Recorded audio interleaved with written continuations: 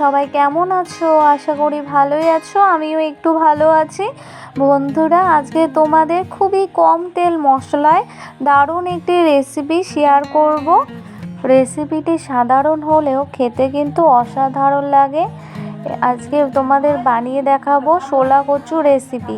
তোমরা সবাই একটি লাইক ও একটি সুন্দর কমেন্ট করে পুরো রেসিপিটি একদম স্কিপ না করে দেখতে থাকো।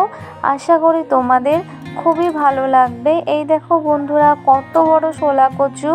আমাদের যতটুকু লাগবে ততটুকু মা কেটে নিচ্ছে। শোলা কচু খোসা ছাড়িয়ে নিয়ে ছোট ছোট টুকরো করে কেটে নেবে। প্লিজ তোমরা সবাই দেখতে থাকো। মা রান্না করবে, এই যে সবজি কাটছে আর আমি ভিডিও করছি। তোমরা যারা যারা এখনো পর্যন্ত আমার চ্যানেলটিকে সাবস্ক্রাইব করোনি, চ্যানেলটিকে সাবস্ক্রাইব করে বেল আইকনটি ক্লিক করে পাশে থেকো। আর অবশ্যই কিন্তু বেল আইকনটি অল করে রেখো বন্ধুরা। আমি যখনই ভিডিও আপলোড করব সঙ্গে সঙ্গে তোমাদের কাছে পৌঁছে যাবে। শোলা কচু খুব ভালো করে খোসা ছাড়িয়ে নেওয়া হয়ে গেছে। এবার 4 ভাগ করে কেটে নিয়ে ছোট ছোট টুকরো করে কেটে নেবে। শোলা কচু কার কার খেতে ভালো লাগে অবশ্যই জানাবে কিন্তু। আমার তো শোলা কচু খেতে দারুণ লাগে। আজকে তো আমি শোলা কচু দিয়েই ভাত খেয়েছি, এতটা ভালো লেগেছে খেতে।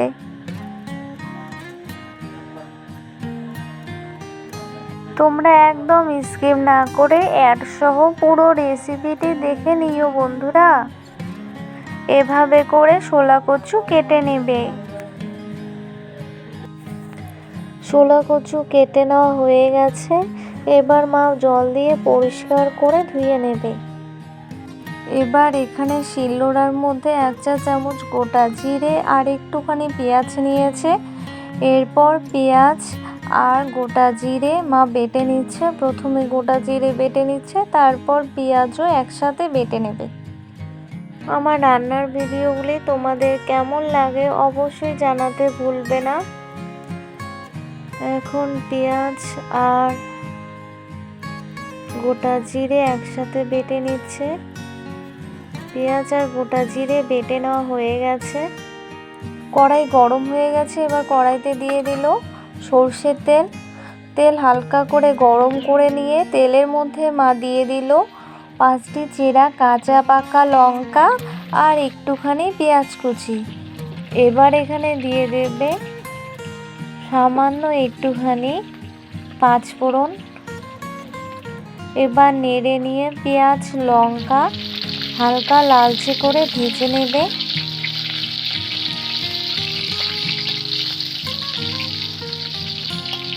পেঁয়াজ লঙ্কা হালকা লালচে করে ভেজে নেওয়া হয়ে গেছে।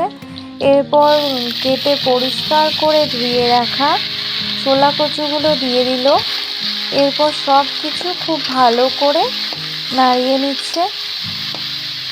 তোমরা যারা যারা সবসময়ের জন্য আমার রান্নার ভিডিওগুলি ফুল ওয়াচ করো তাদেরকে জানাই অনেক ধন্যবাদ ও অসংখ্য ভালোবাসা। এবার এখানে দিয়ে দেবে পরিমাণ মতো লবণ আর দিয়ে দেবে পরিমাণ মতো হলুদ গুঁড়ো।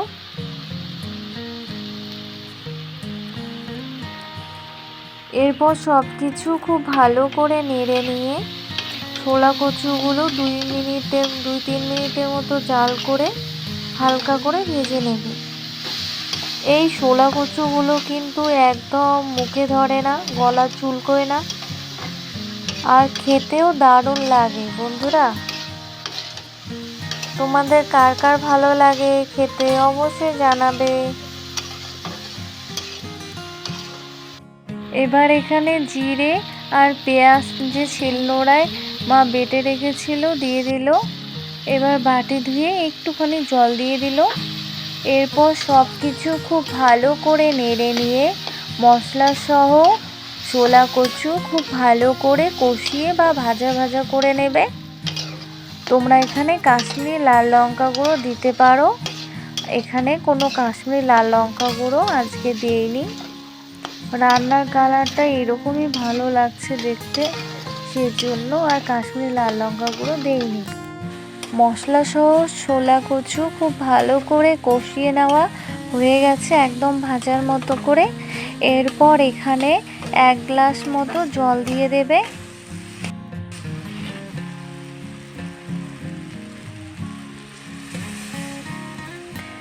এরপর সব কিছু খুব ভালো করে নেড়ে মিশিয়ে নিয়ে থালা চাপা দিয়ে 5 মিনিট মতো জাল করে ছোলা কচু খুব ভালো করে সেদ্ধ করে নেবে। এই ছোলা কচুগুলো কিন্তু খুবই তাড়াতাড়ি সিদ্ধ হয়ে যায় আর খেতেও দারুণ লাগে। 5 মিনিট জাল করে ফিরে আসলাম, মা থালা তুলে নিল। এবার সমস্ত কিছু খুব ভালো করে নেড়ে নেবে। ছোলা কচু খুব ভালো করে সেদ্ধ হয়ে গেছে। এবার আরও নেড়ে চেড়ে 3-4 মিনিটের মতো হাই আছে জাল করে নেবে। বন্ধুরা, ছোলা কচু তোমরা যেভাবেই রান্না করো খেতে কিন্তু দারুণ লাগে। তোমরা অবশ্যই বাড়িতে একবার এভাবে ট্রাই করো। একদম কম তেল মশলায় গরমের দিনে খুবই ভালো লাগবে।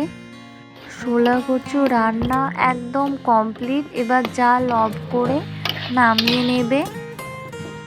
এই ছোলা কচু দিয়ে গরম গরম ভাত, লুচি, রুটি, পরোটা সব কিছুর সঙ্গেই কিন্তু দারুণ লাগবে খেতে। আর গরমের দিনে এরকম হালকা খাবার খেতে কিন্তু ভালোই লাগে।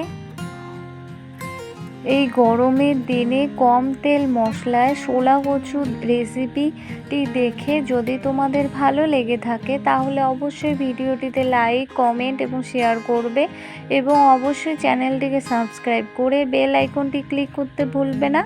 আজকে এ পর্যন্তই, দেখা হবে পরের ভিডিওতে। তোমরা সবাই ভালো থেকো। বাই বন্ধুরা।